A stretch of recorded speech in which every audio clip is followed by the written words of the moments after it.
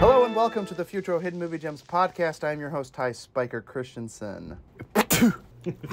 All right, and we've got Jordan Christensen on the podcast. I can't remember the exact words, but he was like, screw brothers. Like, I mean, like being... That brotherhood, yeah. Yeah, screw brotherhood. Yeah. That was devastating. Nice. And we've got a special guest, Christian Ledick. Ledick. It's all right. Ledick. I said it wrong. It's all right. Hak Patui. We're back. We got it. Gosh, guys, today we are discussing JSA, also known as Security Joint Area, or what is it? Joint Security Area. Yeah, close. I can't say it right. JSA. This is one of the few movies that I think would have been improved with the inclusion of zombies. I kept thinking this was a zombie movie. I don't know why I thought it. Like, I was like, oh, are there going to be zombies out? Very quickly on, it became apparent that there was going to be no zombies, but I kept holding my breath. I'm like, zombies will appear somewhere. Jordan, did you think of a quote yet? No, I can't remember any quotes. I know I had a good one earlier, but I'll think about it. Just learn to speak Korean, all right? I mean, I know. I don't know if they're speaking North or South Korean. I guess they're the same Koreans. If I may, the quote that I found that was crazy bonkers was I'm gonna blank on all the characters' names, but as the woman that's supposed to be, figuring out what happened, what exactly went awry or whatever, and she's being shown the bodies, and like the doctor is like, oh, you can tell this is why it happened because the body is bruised, and I'm like, no, that's not how that works. That's not how bodies work. So that was a wild quote.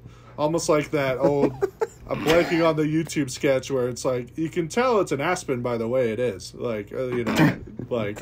Yes, the nature walk, Nature right? walk. I thought that was bonkers. I'm like, you're supposed to be a doctor. What are you doing? Like, it was weird. I love it. Guys, today we're discussing Joint Security Area, also titled Buying-hun. It stars... Lee Young. That was a bad joke. That is quoting 5-Year Engagement. Lee Young-A, Lee Buying-hun, Song Kang-ho, Tim Our boy Tae-woo, from and I Saw the Devil Shin and the other guy Ha-kyung. from Parasite. Are you kidding me? Yes. Or, dude, all I was thinking is Lee was so depressed at the end, spoiler alert, shooting himself in the face. I was like, all he needed was just do some shadow boxing in front of his reflection and he would have been just fine. Bittersweet Life, yeah. Yeah, dude, that's all he needed. He just needed to, get his, get a little testosterone pump and he would have been fine. Instead of so depressing. My goodness. Keep the tissues handy, folks. It's not a sexy movie. This is a sad movie. It's tissues for the tears. Guys, let's talk about this movie, guys. What was it like watching it for the first time and rewatching it for the podcast? Let's start with our guest, Christian. Yeah, so I didn't get the memo that we were supposed to watch it twice. My apologies.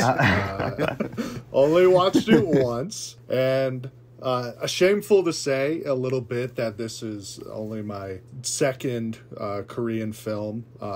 I would imagine like a lot of the populace, Parasite was their first.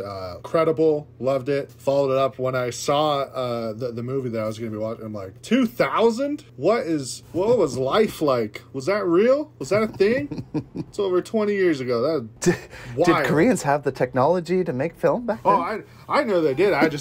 There wasn't technology enough to pass it over. I don't know about you guys. In 2000, I was still on AOL version 7.0. You know what I mean? Like, I didn't have access to this. I enjoyed it. I mean, obviously, heavy subject matter, and I think, like, even more so, I don't know how to compare it to, quote-unquote, the U.S., like, terms as far as, like, I imagine...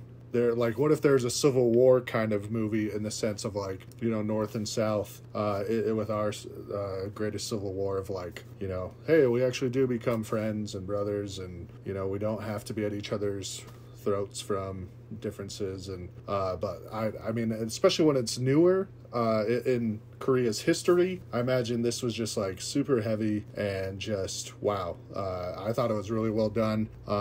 Cool ending, which I'm sure we'll get into. I liked that part. I will say some of the violence, I don't know, threw me for a loop in the sense of like, okay, this is going to be kind of graphic, I'm ready, and then it wasn't. And then there are parts where I'm like, oh, this is going to be tame, and I'm like, oh, my face, oh.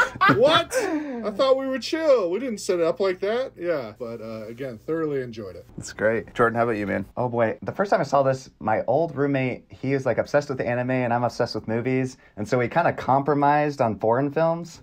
And so we went through a bunch of Park Chan-wook movies, Old Boy, Thirst. And then this one finally hit iTunes. And I'm also a fan of Arrow Videos films. And this is a part of that collection. And so when I figured out it was directed by Park Chan-wook, I was super excited. And then after watching it, yeah, obviously I loved it. I think it is so good.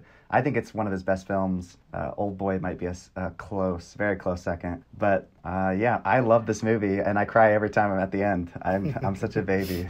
I have to say, I don't, other than like, because so he's been a producer. Like I know he did like other things, but I don't think I've seen like any of his films. Have I seen any of his films, Jordan? You would know. Not yet, but I'm hoping this is one of the ones I was hoping to push on to you and force you to watch eventually. So yeah, because I do need to see Old Boy. I've not seen Old Boy, and that's one I do want to see. Handmaiden and Stroker, you can skip those. I don't know. Skip those. Yeah, but yeah, he's got quite a IMDb, so yeah, I'm looking Three through Extremes, them. Like, you can skip that one too. But you really need to see Old Boy eventually, and not the American remake.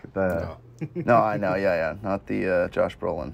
Even though I love Josh Brolin. Yeah, and I actually watched that one first and enjoyed it, but then I watched the foreign version. I'm like, oh wow, this is like way much better. Yeah.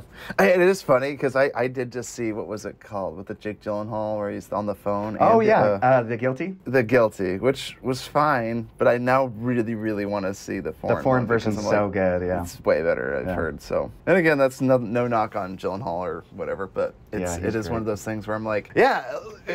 It merited a American version or an English version because it's like the movie was so dang popular and such a good story. They're like, let's just do it, but half it and throw a famous actor in there and it's fine. It's like, but all the little things don't translate. Or if they watched it, they didn't care to be like, by the way, like I remember what you mentioned with Old Boy. I haven't even seen either version, but one of them was like, just a character's reaction at the end changes the entire movie, right? Like you have somebody that's like tortured and happy somehow, or like seems happy. I don't remember. You explained it to me once, Jordan. Well, like, I don't know if you're...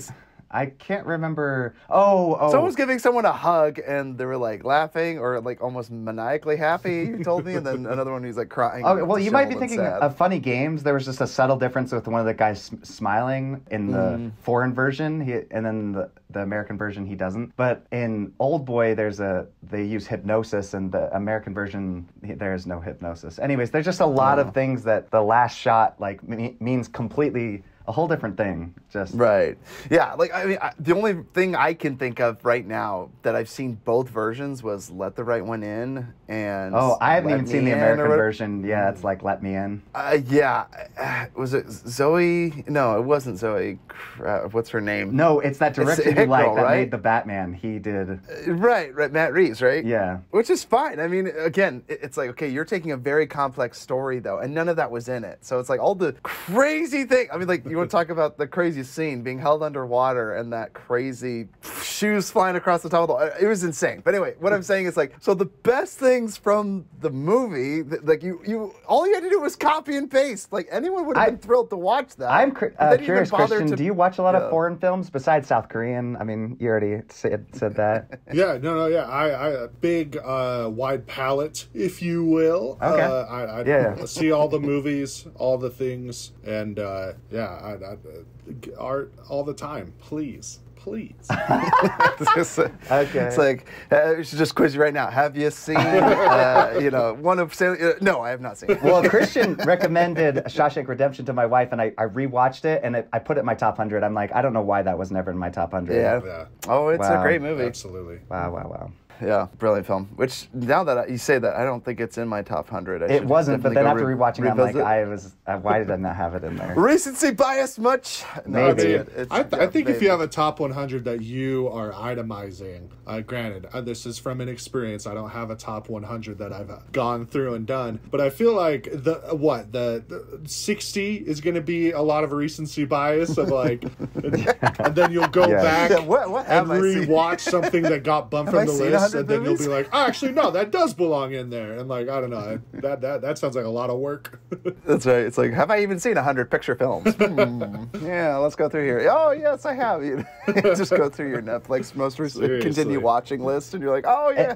And then rewatching it, I did find out that Quentin Tarantino put this film in the top of, within, I think he did a 5-year range. He said I was going to say, yes, I was going to say, there is a scene in here that Tarantino has put in a scene in every single one of his movies where some people are standing around, some guy walks in and is like, ah, got a gun at someone's face, and then everyone's just talking very slowly and calmly, and then all of a sudden, bullets are flying everywhere. I was like, that's so Tarantino. Holding the gun for like so long, like so long, there's never shaking. Don't get me wrong, I enjoyed it. It was so suspenseful, but like the showdown. And it's like, in real life, guns would have been fired off 10 minutes ago. Well, I had to rewatch the final scene. He fires a bullet, like misses his head. Yeah. And everyone keeps their cool. Like, bullets don't start flying right away. Right. He fired one right away, and it goes through the window. And he, like, barely misses his head. And then they all have the guns pointed. And it's crazy. Because that was the thing that woke me up. I mean, I'm watching the movie, I'm looking at an owl, and then all of a sudden, jump scare right away. Like,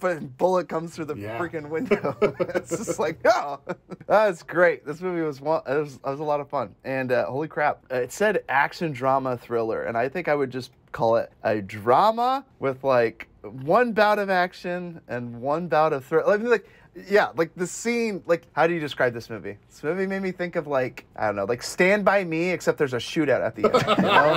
Like, it's just a bunch of guys discovering their love for each other, a bromance that's brewing, and then at the end, it's like, we're all friends, but then someone else comes from the outside and is like, oh, you can't be doing this, and it's like, oh, it's great. It's like Fox and the Hound with, like, Tarantino shootout. Oh, yeah. You know? Yeah.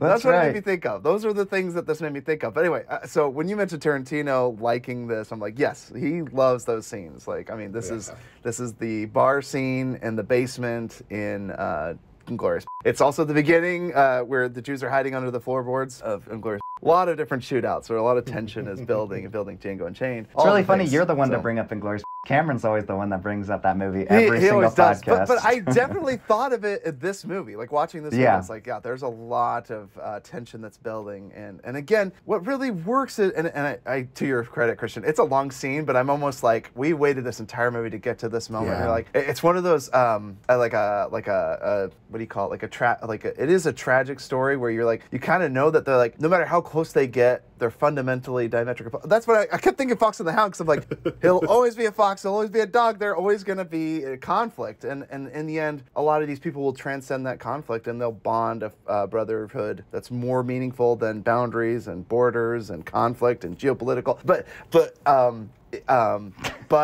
other people and external forces are kind of putting you in this box where you're like, you just revert back to the old things that you've been told. Like, oh, this is all betrayal. They're just trying to get into our minds. They're trying to lower our defenses so they can get the leg up. And it's tragic because, again, everything is pulling them apart, and you just want to see them happy on a beach somewhere, like the ending of Shawshank Redemption. Zewatenejo. Yes. Yo, full circle. Would watch that movie. All the friends from JSA, and then Morgan Freeman and Tim Robbins. Is that his name? Yeah, Tim Robbins. Yeah, like, hey guys, you guys escaped a shitty situation too? So did we. I mean, it might be more of a sitcom, but I'd watch it. That'd be great. It'd be friends. Yeah, like all the sad, I'm sure there's like a Mystic River movie out there too. You throw in Tim Robbins with Sean Penn. Oh, it's just all a misunderstanding. We were just victims of our circumstance or whatever. Ah, gosh dang it, guys. So I watched this for the first time, and I haven't rewatched it. So it was my first time watching it on the podcast, and I fell asleep the first time I watched it, and only because like I can't stay awake anymore. I'm an old man. I can't stay up and watching movies. So I did watch it in the morning on my runs. And I mean, you have 3 kids, so I mean... I know. But see, I was thinking, when I was running, I was like, oh, zombies are going to appear, and it's going to give me this huge boost of testosterone and adrenaline, and I'm going to be freaking tackling my workout. And I'm just like bubbling like a sap. Like, I'm sitting on the treadmill, got tears in my eyes, and I'm like, this is ridiculous. This is ridiculous. Why am I watching this stupid movie while trying to work out? So anyway, I don't recommend it for the treadmill. It's not not a workout film. But I really enjoyed my viewing experience, and this movie took me for an emotional ride. And again, you could throw as many guns in movies and guns pointed in faces and bullet time and all that stuff, but if I don't care about the characters, it does nothing for me. And so this movie had fewer casualties than a lot of war movies I've seen, but I certainly cared about our characters a lot more than most of the war movies that I've seen. Like, no offense to, I always say that with Hacksaw Ridge. Cared about Andrew Garfield just enough, but everybody else, sad. Yeah. I cared about Vince Vaughn a little bit. Yeah. He wasn't in any danger. But it was a visual spectacle, though. That was... Yeah, for sure. But again, this one, great, because I cared so deeply, and I understood everyone's motivations, and it was a great character, so very pleased with this movie. So great first-time viewing, and I think it'll be a fun one to... I'm going to force my wife to watch it. I'll sit her down and be like, hey, this is a movie that you're going to enjoy. And if you don't enjoy, get out. You're gone. So let's get into two of our favorite things from watching this film. Christian, why don't you start us off? Two of your favorite things from this movie. Yeah. First off, the dog, the tiny dog. Yes. I mean, so much pressure on this dog to bring peace to North and South Korea. Like, that is just so much pressure on any animal, any person. But they put it on that dog, and you know what? The dog did pretty good. It delivered. It came through. Just that scene when they say, like, oh, take it back and eat it, basically was like, or cook it, you know what I mean? And it's like, it's too loud. I was like, oh, what? You guys, come on. No, please do not. I mean, to echo kind of, I guess, the second thing of everything that was previously said, caring about the characters, you obviously being a mystery thriller, you're trying to figure out as you're watching what really went down, what's really at play. But even again, I'm blanking on her name, but the mediator who's supposed to figure out, what did go down. Her character's name was Stupid Wench, I believe. That's what they called her a lot. That's for sure. He did. It's like, stupid mediator from Sweden or Norway, wherever the freak you were. Yeah, just put into a no-win situation Swiss. of of course both sides are gonna stick to their story, and it's and her reveal of oh well, your father was North Korean, so how can you be an impartial mediator? And I was like, but didn't you guys know that? Why did you hire her? Why? And her character arc too is just I'm gonna do this, and then this bomb gets dropped on her, and then that whole scene. Oh my! When he, I think he jumps out the window or shoots himself out the window. Oh or he gets shot out the window, and then she's there. I think he commits suicide. Yeah, and jumps out, right? And then she's just I would have told him right then, hey, my dad's North Korean, I don't want to do this anymore. That was just, that was heavy. That was, but yeah. So overall, yeah, 1, the dog. 2, the characters. Honorable mention, almost the music with the end photo reveal. Borderline Curb Your Enthusiasm. And I was just with the notes and the instruments, I was just ha, you dum-dums. This was here the whole time. You should have known. That's how I would Rosebud. For real. What's the yeah? It's crazy. I mean, I actually had the thought too when I was watching this. I was like, why do we even use the term Mexican standoff? Holy crap! Use it North and South Korean standoff. This is crazy. I was like, this is much more intense than. I mean, I'm trying to think. Good, bad. Where did Mexican standoff come from? Guns pointed at everyone. Love it. Brilliant. My goodness. And we need more unifying films like this. I mean, I am definitely a jerk, and I'm a pragmatist, and I'm grumpy, and I'm very mistrusting of everything and everyone. And but I try not to let it get in the way. And I'm like, more people need to see films like this. More of these films need to be circulating. Let's get past our differences, folks. We're all on this tiny, tiny planet together. Let's just get along, yeah? At least till the day is until the day is out, and we can all go home and just let's just make the day keep spinning. Freaks me out. So love that message of peace, which isn't something I see a lot in films these days. There's a lot of conflict. We can still have a lot of conflict with the tension of, is there any way we can repair this impossible situation? And I don't know the answer to that. And this film asked the question, and I'm glad they did, because I think it was really fun. My second favorite thing was so the message was my first thing. The second thing was the way they went about it. I actually like noir. I always love noir. I love this detective coming in and trying to figure out this murder, basically, and I love that. I thought that was a really way to tell, because you might even watching this movie had preconceived notions like what did happen. Like I've seen half of the movies that I've seen from Korea involve serial killers. So I'm like, there's a serial killers. And no, it's not that at all. And well, although pretty traumatizing, just shooting a dead body like 800 times. That was crazy. But you know, he unloads on that dead body, like really does, unhealthily amount of times. Just after he'd given him a birthday present. Yeah, I know. Happy birthday, fool! That was just I took him a gift back. So and he's much. laying there. He's like, I'm not inviting you to my birthday party next year. Gosh. Like, it's crazy. Yeah. So I love noir, and I love reference Citizen Kane. Like a good reveal, and this movie has it. Where one of my favorite things is a scene where a key figure in the story will say, like, especially the person that's doing the investigative report, she's like, I've got 2 floppy disks or 2 hard drives here, both containing 2 different stories. And if you just tell me the truth, I just want to know what happened so badly, I will not give any information to the new and upcoming, my predecessor that will come and do the investigation. I don't know why I love that so much. It's so genuine. Like I just have to know what happened. I can't imagine being a detective because that would drive me crazy. Cold cases, not having a murder case solved, that would drive me insane. Like I would that's why I have to watch. I used to struggle and get like major like I'm not saying I have full-blown anxiety, just like anxiety with a little lowercase a, you know? If I didn't finish a movie or watch a TV show that didn't continue afterwards and it didn't have a satisfying end, because then I'm just sitting there wondering, like, what's to happen?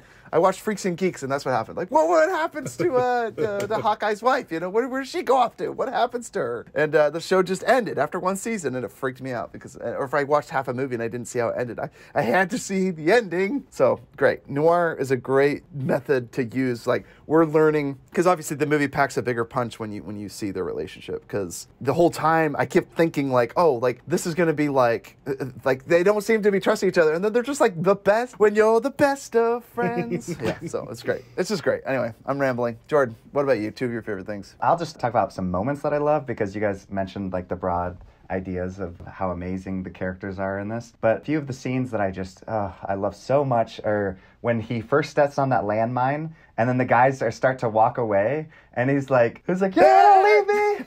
And then leave me. There's like, he's a grown man crying like a baby. And then just, and it's... He also said, hey, he's like, I told you to not come any closer, but I didn't say leave me here. Yeah, that's right. It's so great. I mean, that is the perfect start to an awesome friendship. And then when he whistles, when he walks away, and then he whistles again when he sees him, when he's exchanging a smoke with the North and the South guy, you know so much about a character without any words. Like the fact that he's willing to meet up with somebody from the other side and just share a cigarette, like it shows so much. Like he could have, battled it out, but there's so many moments like that. And I think this is a beautiful movie.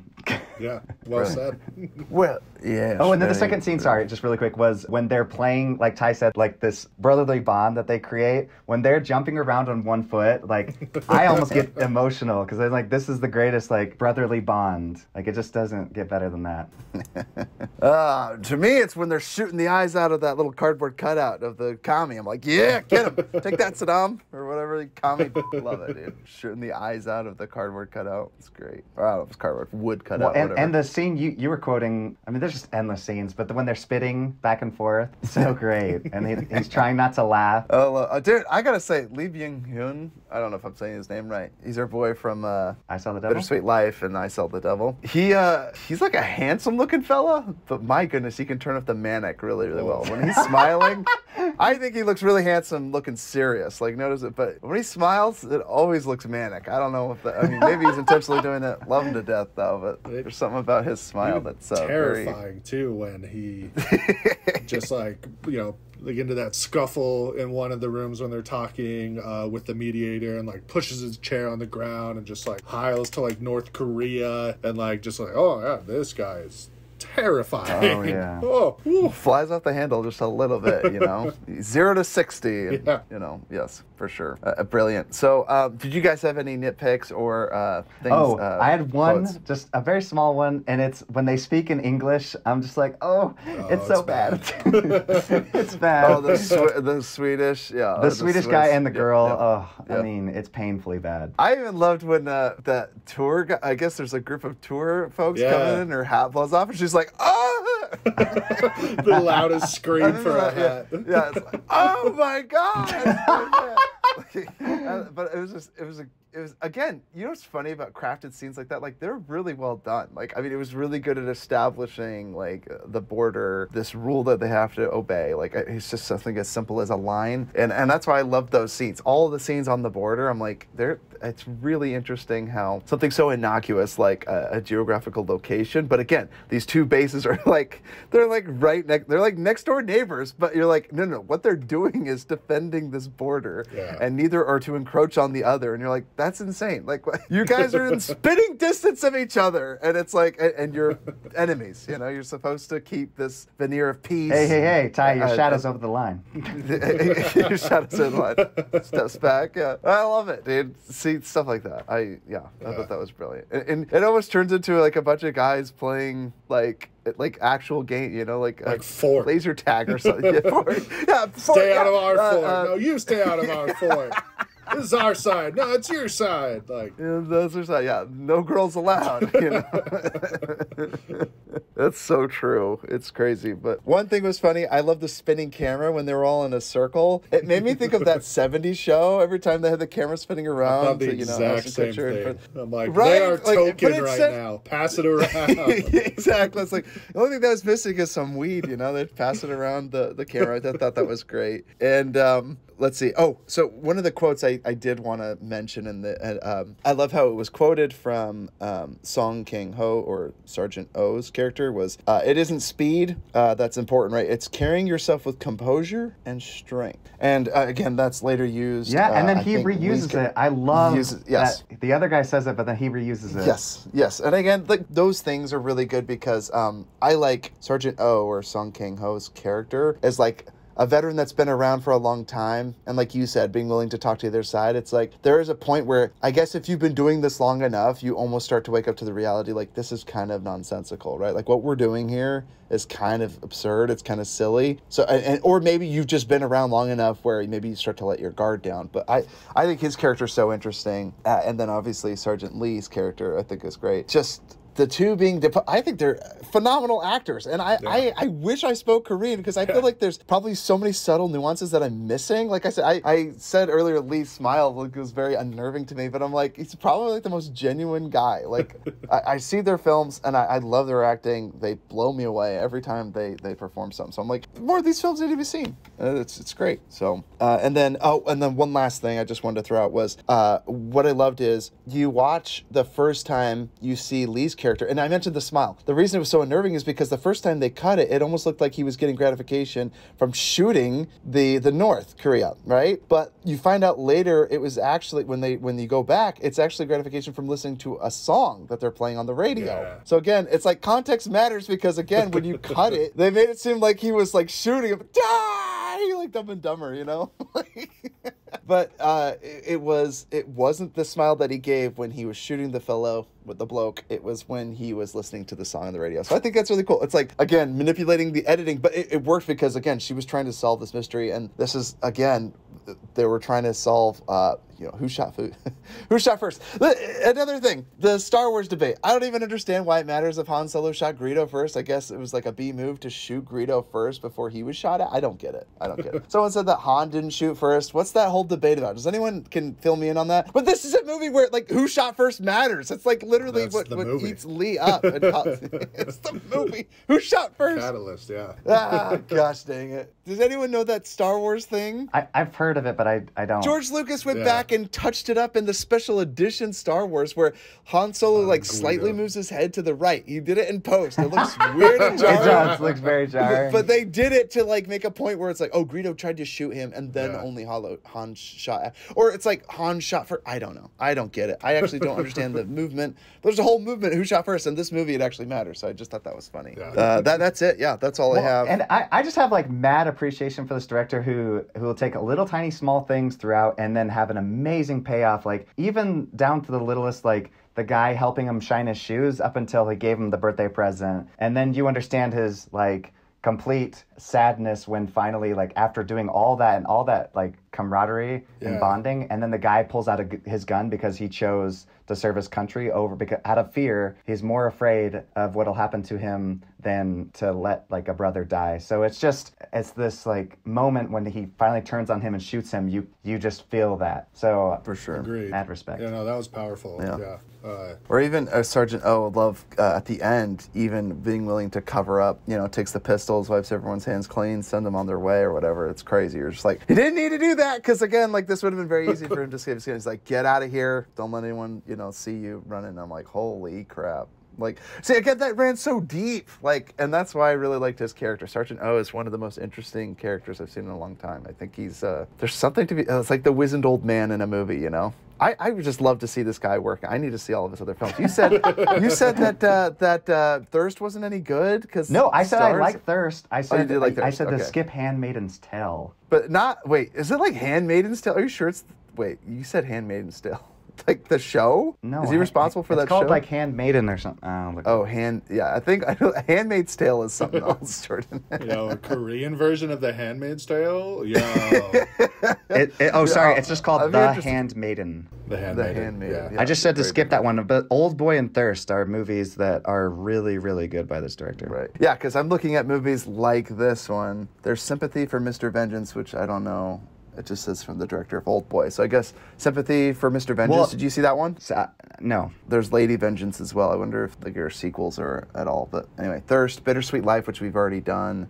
New World, The Chaser, which... Did we review that? Because we talked... No. We watched it. We were going to talk about it, I said I loved it, and you're like, it was all right. I did like it.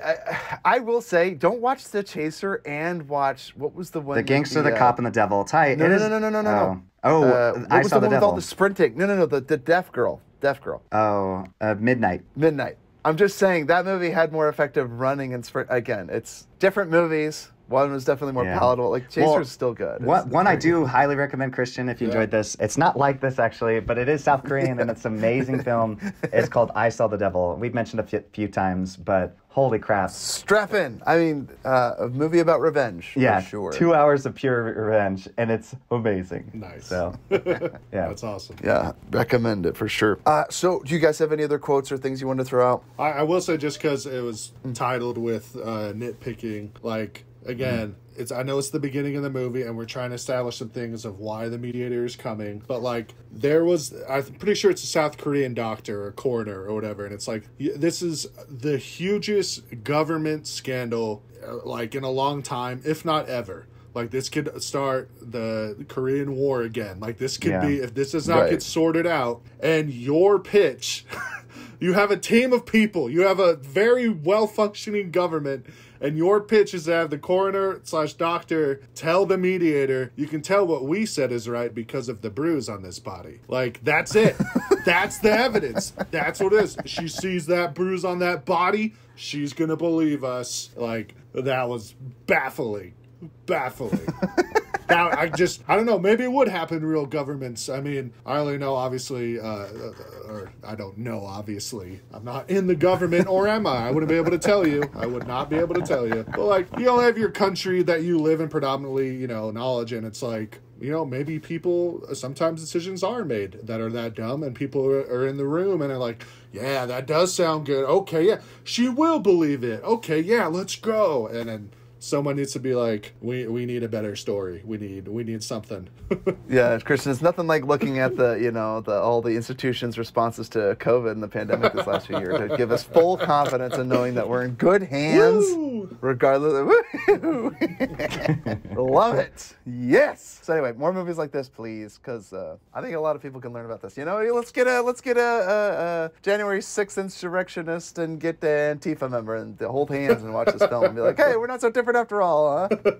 Goodness gracious. Or I don't know, like a Israelite or a Jew in a Palestine. I don't care. Just get enemies to come together and watch this film and, hey, maybe we're not so different after all. Let's put all the killing behind us. This kind of reminded me of, I don't know if you watched Project X. Is that? No. Sorry, that's the party one. Yeah, I was going to say, it's like... American History X. Okay. Both with X in the title. I was like, yeah, one, yes. I guess there's camaraderie in American Project X. Okay. Yeah. Christian, I'm with you, man. You're like, I'll give you the benefit of the doubt. The scene where he drove the car in the pool. Oh, wait, that only happened in Project X. Well, it's about a racist Nazi. He goes to jail and makes friends with a black man. Edward Norton. Yeah. No, that's a great movie. Absolutely. How about that? So, Ty, you want to watch a film similar? That one's... Yep. Cash Me Outside. How about that? Sounds good, Jordan. Hey, would you guys recommend this film? It's a hard yes for me. Yeah. I think they should watch this movie. And I wasted so much time at school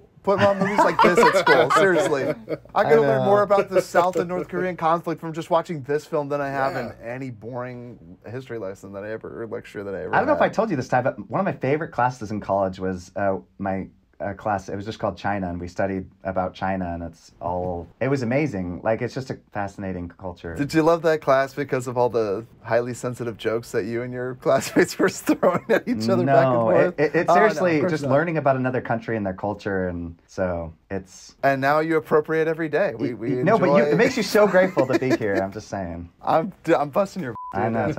Would you relax? Jordan's like, whoa, easy. Tread lightly. For those of you listening, Jordan is doing Asian eyes right now. He's pulling his eyes back, showing it. Can confirm. Yeah, he is doing that. Can confirm. No, I'm just kidding. I'm just kidding. He's not. He's not. By the end of the pod, by the end of the podcast, Jordan's like, oh yes, please subscribe. Christian, we end every podcast talking about movies we've seen lately and what we're looking forward to. What have you seen lately, and what are you looking forward to? Yes, let's hear it. What did I see? Bullet Train. Bullet Train is the most recent movie that I've seen in the theater, and honestly, it got mixed to like somewhat meh reviews, but our critics hated it. Audiences seem to have liked it a little bit more, and it's thoroughly entertaining, like from start to finish. And I think that's and it's not in kind of like it's so bad it's good kind of way like those movies, but this is well done enough that you're like, oh, okay, I'm intrigued with the story. There's tons of stuff at play. Stellar cast. Incredible cast. Yeah. Yeah, really loved that. I'm going to go see Beast this weekend. I'm not really looking forward to it. Oh, this is going to be Beast. Good. The Idris Elba where he's trying to protect his family. Oh, the lion. A lion going rogue kind of thing. We've never seen a lion move like this before. In the trailer, we do get to see him punch the lion in the face. Straight up. I don't know much about African African survival, Serengeti Desert. Sure. But I think if you're out of options, you just deck it in the face. It will turn out well for you. Maybe you'll scare it. I can't fathom anyone having the frame of mind to punch a lion in the jaw, where it's arguably some of its most deadly features are right there in its jaw. And if you take a swipe at that, your hand's coming back shredded. Oh my word. But I think I saw Leo. He punched that bear in Revenant, and that turned out really well for Leo. So I think Idris Elba should learn from Revenant. He's like, I've seen this before, and I'm supposed to punch this thing in the face. It worked out. The other one I wanted to mention. He's laying there. He's like, I got to punch it in its gills. The other movie I wanted to mention that I think it's kind of flying under the radar because just like a lot of movies the last few years pushed back because of COVID, and honestly, just as wide range of emotions that I think everyone that saw Everything Everywhere All at Once feels during that felt a wide range of emotions with Marcel the Shell with shoes on. Genuinely and sincerely. It is so creative and it tugs at your heartstrings in ways you're like, what?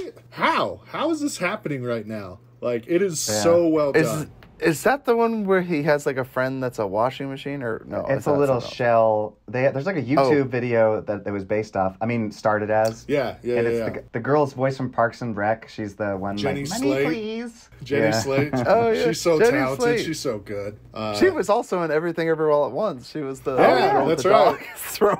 Swinging the dog around from her leash. That was hilarious. Oh yeah. I was surprised I'll have to check that one A24 gave them money to make that. They must have had a great script or something. I'm telling you, you'll watch it and you'll be like, wow, they did that with all of that, which wasn't that much. And did you watch the YouTube videos? I thought they were so annoying. Or did you like them? I had seen one. I don't know if it was the first one that went viral almost a decade ago when they first started coming out. I know I had seen one and been like, oh, that's fun, that's cutesy, whatever. Oh, okay. But again, the movie, like the preview, I was thrown in just the way they tie in 60 Minutes and like the modern world with this, what we know to be a fictional thing, unless you guys know of shells that you're friends with. Like, cool. I'd love to be a part of that world if that's a thing. But just the way they tie everything in so well, great Magic story. Conch shell? You mean like this? Yeah, it's a wide range of emotions. I think you'll enjoy the ride. Absolutely. Yeah, that's great. Ah, gosh, Kirsten, that's awesome. Any movies? So you're not looking forward to go seeing Prey, or no, not Prey. Beast. See, now I'm getting my movies confused. Beast. Beast, Prey, Love, I think is what it's called. Yes. Ah, gosh, that was good. That's my one. Is there anything you're looking forward to, though, that's coming out maybe? Yeah, because you're not looking forward to this. Man, I'm sure there is. I'm blanking. I know there's another, I don't remember the title, but I saw a trailer and was intrigued with, it's Idris Elba and, oh my gosh, blanking on her name. In Doctor Strange, she trains Doctor Strange to be... Rachel McAdams. Oh, wait, no. Oh, Tilda Swinton. Tilda Swinton, yes. That's, I don't know if you've seen previews for that, something about like 3,000 Years in Love, or, again, I'm blanking on the title, clearly. But there's just, I don't know about you guys. It sounds like you guys see a lot, I mean, all the movies, and like, it's just a fun time. Even in a bad one, and it's going to be bad, you can have a good time in it. It's annoying when you go in there with expectations that they make you think it's going to be good, and then it's trash, and you're like, screw you. How dare you? How dare you manipulate my emotions? Or like, get me to sit in this theater, and your movie wasn't as marketed. Sorry, the last one I'll say I look forward to... I wish I could remember titles, but I feel like it got pushed back a little bit too. I thought it was supposed to come out earlier, so I'll see all the movie, and even so intrigued by the horror movies that are like always like Possession and like the Devil's at Play, and I'm like, I've yet to see one where I'm like, sure, there's jump scares and there's moments where I'm like, whoa, but like I feel like it's always scarier in our minds, and then you see it, yes, and then it's like, but it's the one where the devil is trying to possess this woman who goes into become a nun. Like, she possessed her mom, and now the devil's trying to get her, but she's a nun now, and she's at the priesthood, and she's like the first nun allowed into this like priesthood school. It looks wild, and I'm like, that's the kind of hot garbage I can get into. Okay, if you like possession movies, it is more of like a detective noir. I just recently saw it because a lot of like YouTube people I like were recommended it, like Red Letter Media, and they recommended Exorcist 3. The third Exorcist? Yeah, but it's actually gets the first Exorcist is a classic, second one is so bad it's good, and the third one, the director didn't even want to call it Exorcist, he wanted to call it Legion. But they changed the title because the studio's like, we need more people to come to this, and see it, so we're just going to slap on that title. But it's about a demon that like moves between bodies, and this detective's trying to find him. And so he's like interviewing people. You actually don't see any deaths, but the movie is like, it's so good. I loved it. Or nice. Cure. I mean, that kind of reminds me of Cure a little bit too. But yeah, that was that's definitely a more subtle film, kind of like JSA. But I don't know. It's even definitely slower, even more subtle. Yeah, you got to buckle in for a slow movie. But if you want an upbeat, crazy, wild film, I Saw the Devil. I mean, we're just gonna keep plugging that. I want to see it. I'm excited. I want to see that. Our friend that we had on the pod to review that one, he doesn't even like foreign films. He hates having to read. but there's so few words. It's just it's a ride. There's so few words. It's so That's good. not a selling point. It's really well done because less is more, and the story yeah. speaks for itself. A lot of character. Yeah, and it's not. I mean, it does have good characters, and it's not just like pure action. I mean, it is, but it's like I don't know how to describe that. Like, It's called a compelling action. You know, Yeah. For sure. They care about what happens to the characters. Yeah. How about you, Jordan? You've seen tons of movies. yeah. Dude. So yeah, I saw The Exorcist 3, loved it. Can't wait to review that one. And Ty, you're gonna love it because you loved noir films. And then I just saw Bodies yesterday. Also an A24 film, and it's a satire. Was it good? on Was it good? Gen Pete Z Davidson, right? kids. Yeah. It'd be so obvious if it was me. I loved it. I know you don't like, not Pete Holmes. What's the Pete guy- Davidson. Yeah. Oh yeah. Most punchable face of all time. Oh Yeah. my gosh. I think he's great. I enjoy him. Sure. I like think him too. By the trailer, he looked like the best part of the. He was. Yeah. And I don't think they could afford to keep him on set the whole time because he wasn't in all the shots. I was like, come on, like get back to Pete. Dude, he was dating Kardashian. I don't know who's he dating next? Freaking Kamala Harris? Like, is there any? He's gonna be dating Queen Elizabeth next, dude. The guy's fucking. I wonder. I I don't know if you know. Did it come Is he out? a bad boy? What is it? It seems like he looks younger in that movie. I wonder if this was the one that was pushed because of COVID as Oh, well. maybe. Oh, but I could see that. Yeah, that wouldn't surprise me. Yeah. But yeah, I enjoyed it actually a lot. Was it all like the movie? I was getting vibes of The Babysitter, the one that came on Netflix. Oh, yeah. The Sitter, I Oh. think it was called, or The Babysitter. No, Kind I wouldn't of, I don't relate know. it to that. No, That felt not at more all. like I don't want to read to Quentin Tarantino, but the violence was so, over the top and Right, but extreme. I guess what I was thinking, I was like, This there's one, actually, a lot of deaths more like happen off Scream, screen. maybe? Yeah, is yeah, it more like Scream maybe then? more like Scream. Teen Party, one of them does The kill- script is yeah. not great because Yeah. it just sounds like literally how they talk on Twitter and how kids these days Dad, talk to no each other. cat, bruh. Like full send. Basically, yeah, that's literally how they all talk and sound, and they're all Dank. doing No, see, drugs. even that's like cheating that's on each pushing other. it. That's Yeah, fam. the thing. Yeah. Like, okay, boomer. I'm like, hey, I'm still a millennial, okay? It's more like when our family plays the game Werewolf with each other and how crazy it gets, So it's like it's like that, but people are actually dying. So, But people really die, unlike our family reunions where only one person we sacrifice to the sun and god. then I finished Better Call Saul, which I won't spoil because have you watched the last episode? I did. Okay, but I don't say love it. anything if Christian, do Christian, you like do you it have or any watch desire it? to watch Better Call Saul? I do have a desire. I've only seen Okay, the don't first two spoil. seasons, but I know I will eventually watch it all. Okay. No, we don't need to spoil it for you here. Then we'll have to review it, Jordan, or just at least give our final thoughts because we've done an episode. But I have so many thoughts about the finale. I think they and could this do a final whole season. nother series. Of course they could. I know. Well, dude, that's funny that you say that because I'm like, I won't spoil anything. I felt like it was getting better. I was like, oh no, like you can't stop here. There's a lot of implications where I'm like, okay, but I thought this for a long time where I'm like, okay, Vince Gilligan and Peter Gould, I gotta be like, okay, do we? Do we end Because this? they didn't milk Breaking Bad. Like, to their credit, Better Call Saul is its own thing. Yeah, it's I'm like, totally. if they did another spin-off, prequel, sequel, trilogy, whatever, they could make the trilogy TV show. I feel like they could Or either they could just go do a with movie. They should do Nacho. another. They did Yeah. like they did that movie with Pinkman. What was that called? El Camino. El Camino, yeah. Which I just rewatched. Amazing. And they could like literally just do a movie. I feel like, and it could be like I don't want to say. Yeah, don't say because I know what you're thinking, and I Yeah. know exactly what you're thinking. I'm Yeah. like, yes, because there is a whole TV show to be born with this whole new predicament that we find ourselves in. Yeah. So and I was very surprised. So one thing I have to say, and without spoiling anything, I was so pleasantly surprised because it did not end how I thought it was going to, which makes me very, very happy. Yeah. Because I have built this show up so much in my mind, and I'm Yeah, like, there's you just no did. way they can end this well. Like Breaking Bad was like already a crafted story, and then you have Better Call Saul coming in, and it's like, well, we're gonna backfill this story, and you're like, how could you possibly make it interesting? And then I'm like, oh, like. Thank you. That's how. Yeah. Like, my goodness. Like, everyone should be forced to watch all 6 seasons of this and be like, this is how to do a prequel sequel. You don't need to rely.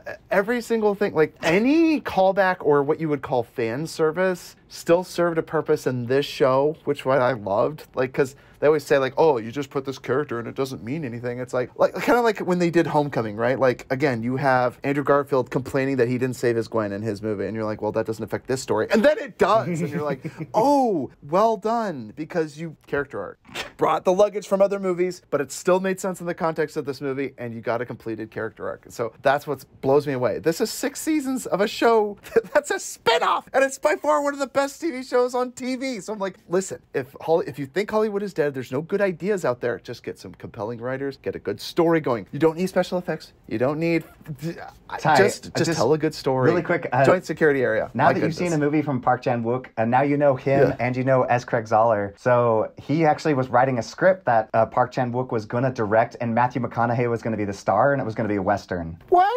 But I think there was a lot of problems with like translation between like Craig Zoller's humor and he's South Korean, so it was like some of the stuff wasn't translating well. Interesting. I don't know if the studio just didn't give him funding or something. I don't know, but it sounds like they gave it the old Batgirl stamp of approval, right? Warner Brothers, $4 million. Well, I think down Netflix was going to pick it up, but then Netflix, they're kind of tanking, so. They're tanking. I think they Disney, Netflix, they're all struggling. I don't know why. Maybe it's just all this crazy messaging. Everyone's like, hey, why don't you just make entertaining films? Critics can't seem to get their mind around this. So you mentioned, Christian, you're like, all the critics are bashing Bullet Train. It's like, maybe because people want to be entertained because life is pretty crappy and they right now. Escape. So like, we want to escape. Like, I mean, like, I don't need to like escape being yelled at to care about this thing. And then I go to watch a movie and then be yelled at to care about the thing. And I'm like, why am I doing this to myself? I'm going to pick up fishing or hunting. Goodness gracious. So anyway, I'm just blown away. Again, this just happened with Maverick. I've said this many times on the podcast. It's like, we can't explain it. It's like the 7th highest grossing film of all time. How did this happen? I'm like, it just surpassed Titanic. I'm like, you had a charismatic as actor, Tom Cruise, charming as all get out. You had a movie about I just let's watched be real here. Let's be 6 real here. documentaries Scientology about may have had something that to do too. with the success of Scientology is insane. Oh my gosh. Hey, whoa, careful. We're saying it's insanely wicked cool, right? All the Scientologists. They're always So they don't come after us. They're wonderful. Yeah, they're going to come after us and shut us down and kill me. So again, they're always baffled. They're like, how did the movie do so well? Why? It's like, just look at the messaging. There was none. It was an entertaining film about big machines going foo, foo, foo, and it was awesome. So awesome. So fun to Ty's watch. getting on this tangent again. Ty, tell us what you've seen lately. What you looking forward to? What I've seen. So I finished Better Call Saul. Oh my gosh. Oh amazing. my gosh. Incredible. I watched something called The Terminal List with Chris Pratt. Great show. Yeah. Watch it on Amazon Prime. It's got 43% from critics, and I'm like, what? And then 98% from audiences. And I'm like, okay. Gave it a shot, and I'm like, I don't know what's wrong with critics these days. Like, I get that they're like, well, here's my thinking. If I'm a critic and I'm like, well, after the events of January 6th, like maybe we shouldn't be watching any sort of vigilantism in movies because it's going to encourage the next right-wing nut job to go out there and take a gun and take law into his own hands. But I'm like, it's a well-told story. I'm not saying I condone all the actions, but that's not what makes, again, the idea that you have to rate your movie based on what your morals are, I think is a bad idea. I just go by was it Robert Eggers? No, that's the critic. No, what's the critic's name? I keep confusing him with the director. Oh. Robert... Ebert? It's not Robert Eggers. He's the... Ebert. Roger Ebert. Thank you. Roger, yeah. He's a critic that just said, I will give a rating on what the movie intended to do. And I think it was intended for entertainment, and by golly, it succeeded. Watch The Terminal List on Amazon Prime. Very good. I loved it. And it's the first time I've seen Chris Pratt, like, okay, to be fair, his character isn't as charismatic, obviously, as like Star-Lord. And I'm glad it's not. It's actually more of a stoic character. And I'm like, this is a good turn for him because I don't know if he's becoming more wooden. Like when I watched Tomorrow War, the best part about the movie was the alien design. Yeah, it was not him. The creature, design. It was not Chris Pratt. And I know that people thought like this stardom was what brought me. I'm like, I actually went because I heard it was like a good alien monster film. And it was like more entertaining than any of the other stuff I've seen. But it's not a great movie, but it's more entertaining than all the other cars. So watch The Terminal List. Really, really good. It's a limited series. So one story, like 8 episodes long, each an hour long. Oh, awesome. Awesome. Check it out. Okay, I'm really sad my There Will Be Blood audio got lost. I just want to throw it out here. Yeah. It's one of my top 20 movies of all time. It moved up my list, so I was just really sad that my audio got cut. But I loved going back and listening to Jordan and Ryan have a conversation without me that I was a part of. Amazing. So I was happy to get late back to the game of the conversation that I was a part of, but it was fun hearing your guys' thoughts. Well, we'll have to review it again, Ty. I'm sorry about that whole thing. No worries. Seriously. Like I said, I just love the movie. There Will Be Blood. I remember watching that movie and thinking, like, towards the end of, like, I mean, we see a guy get shot, but, like, there hasn't been that much blood. What a stupid title for a movie. And then the end happens, and you're like, oh, I follow now. I get it. Okay. It's almost like the title reveal in Once Upon a Time in Hollywood. After I watched it, I was like, I actually listened to a true crime podcast about the Manson murders. I'm like, wait, what just happened? I'm like, and it was like Once Upon a Time. I'm like, oh, like I'm an idiot. Like this isn't how it happened. And this is like a what do you call it? A fairy tale. And I'm like, oh my gosh, I'm an idiot. But it's so funny because I remember thinking like, I know about this. I'm like, Tarantino, did you not listen to the 8 hours of true crime podcast like I did? And I'm like, I'm an idiot. Like. One more recommendation I have for you, Christian, and I'll text you these, but the please. second one is Brawl in Cell Block 99. We mentioned it as Craig Zoller. I recommend this movie to everybody. But Is that Vince Vaughn? have you seen it? Yeah. No, I do need to see it though. Okay, yeah. It's so good. I need to see that. It's a good one. It's a good tale of revenge. I think it's probably, I'm trying to think, like, I think it's one of the more grounded revenge flicks I've seen in a long time. It's really well done. I mean, it just keeps spiraling. I mean, it's crazy. Just watch it. I love Vince Vaughn. I'm just on like, board. holy crap. Yeah, he's great. Yeah, well, the fun part is you hardly recognize him. I mean, I watched it with so many people, they're like, is that Vince Vaughn? So it's great. Yeah, but see, that's good writing, good characters. So I've been watching the Oppenheimer trailer with the 11-month, 8 days. 11 Christopher hours. Nolan. That trailer, my goodness. The force at which the sun draws its power, and then the freaking explosion goes off, and it's like, the world's forever changed in 3, 2, 1.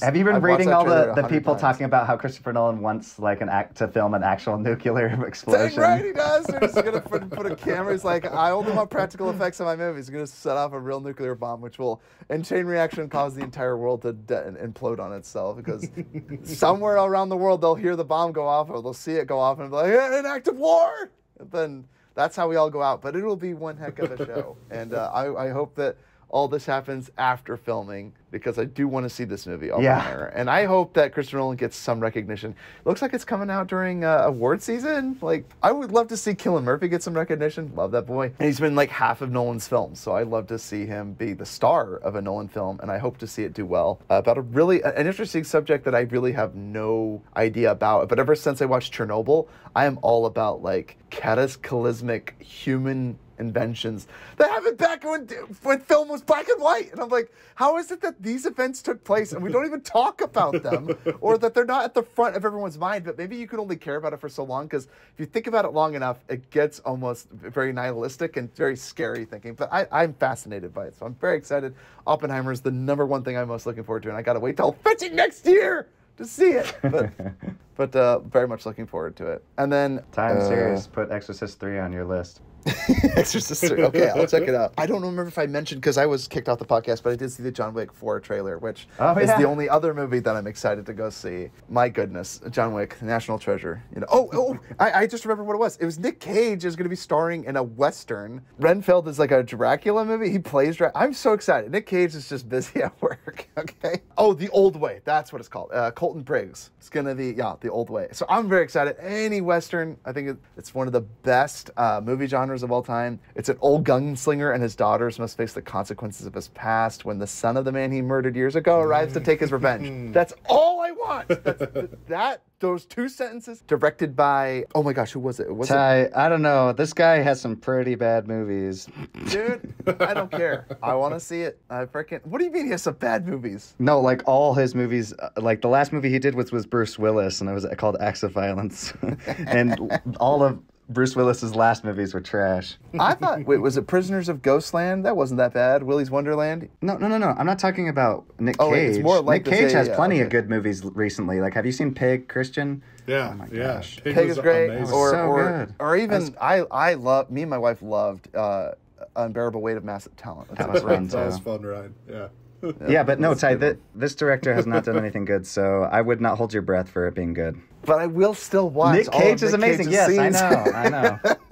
Okay, so I didn't mean to make it play out like this was going to be like the next Good, Bad, the Ugly for this generation. You know, this might go down as well as you know the actor of a generation, Alec Baldwin in Rust, which you'll never see that film because he shot the woman. Oh, jeez, here we go. Oh gosh, it's still funny here. It's still funny. He's still walking around, and he's gonna play Dracula. Did you see the Renfield? Did you see it? Look it up. Looks hilarious. Nick Cage, man, he's a gift. He's a national treasure. That's it for me, folks. That's it. Christian, plug. Yeah. I mean, if people are here in Utah, you guys have to see Christian in Comedy Sports. Oh, very, very kind, sir. Appreciate it. I'm not even sponsored by Skyra bottled water, but I recommend it. It's delicious. Get out there and get yourself some Skyra at 7-Eleven. Get your pH balance right, and from some high quality Icelandic water, you know, maybe you'll develop the ability to ride a dragon. I feel like that's what water from Iceland should do for us, 100%. But yeah, thank you so much for having me. A lot of fun, y'all. Always good to be around other movie lovers, and especially the wide range from around the world. And yeah, this was a lot of fun, sincerely. I have to share too with my brother. So Tatiana, my wife, she said to me, she's like, Christian always asks me, like, you watch rated R's now? Like, what has Jordan shown you? So every time I see her, I'm like, okay, tell me which rated R movies that you've seen recently. Yeah. Let's see how your horizons have, become wider. And I know, because there's so many good rated R's. Oh my gosh. Did she tell you I was shooketh to my core when she told me that she saw Jack Forever? I was like, Tatiana, Yeah. I've known you for a few years. You saw what? What? It's funny that you say that, because I feel like that's a movie my wife could get behind watching, but it's like the movies that are stressful. So like, I think she will have a harder time, my wife, watching Joint Security Area and like movies like Cure, as opposed to watching Jack Bauer. I feel like she'd be totally on board with Jack. Again, it's just the level of intensity that it brings. Like, my wife would rather sit down and watch the Hallmark Christmas Cabin for the 8th time. Jack Bauer has some really intense, like, I was gripping my seat, like, because like watching a spider bite the guy's nipple, like, I don't know. Dude, I watched Jack Bauer. I Scorpion to the lip from the new girl. No. Oh, I know. It was very enjoyable, Ty, but it just, there's so many moments that I was just like, oh, it hurts. Dude, when I watched Johnny Knoxville, the king, and he's too old to be rodeo, doing that stuff. I mean, he's the king of rodeo. Taking that hit from the bull, I was like, dude, crap just got real. Like, this guy's gonna get paralyzed. Yes, he needs doing to what host, I think he loves, but he needs to stop trying to kill himself. Oh my gosh. I know. I think that was his last hit. Yeah. I hope. I listened to him do an interview. Was it GQ or whatever? The ones that do the interviews online. And he basically talked about how he's like, I actually felt one of my eyeballs coming out of its socket. Yeah. He's like, I have to slow down. I'm like, holy crap, dude. Like, he will do that to himself. Like, he's like Evel Knievel. He's going to kill himself doing what he loved. So, and we'll be there to capture it on film. And then they'll be like, now we can't release Jack 5 because he died doing it. Dang it. So, Johnny Knoxville, pass the mantle down. You can still do funny skits. You could be the host. Just stop trying to torture yourself. I mean, maybe they'll still release it. Back in the day, they used to release movies all the time when people die, but these days, I don't know. Oh, like, I guess, are you referring to like Crow or? Yeah, Crow. like, and then, think of. And then the horse, Ben-Hur, the guy got trampled to death. Like, sorry, I shouldn't laugh. It's just a little funny. You're like, he died anyway. Would it be in poor taste? It just reminds me of the Jack Black scene in King Kong. He's like, we will finish this film in honor of their name, and the proceeds will go to his wife and kids. Like, I love that, dude. Oh, dude. It's great. Oh, man. You guys are great. Christian, thanks for the conversation. Guys, this has been Futro Hidden Movie Gems. Leave us an email, futuromovies@gmail.com. Leave us a 5-star review. Leave us a comment on the YouTube. We have all the catalog of all of our episodes we've done on there. Tell us if there's a movie that you'd like us to review. Leave us a comment if you have questions about what we reviewed in the past. And this has been Futro Hidden Movie Gems. Signing out. Peace. bye. Adios. Later, guys.